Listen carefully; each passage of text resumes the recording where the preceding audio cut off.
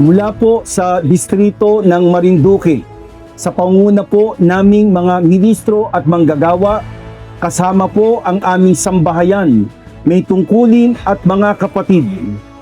Sa amin pong pinakamamahal na tagapamahalang pangkalahatan, ang kapatid na Eduardo B. Manalo, at sa amin pong pangalawang tagapamahalang pangkalahatan, ang kapatid na Angelo Eranio B. Manalo. Sa lahat ng mga kapatid sa buong mundo, kami po ay masaya at buong galak na bumabati ng Happy 100th Anniversary po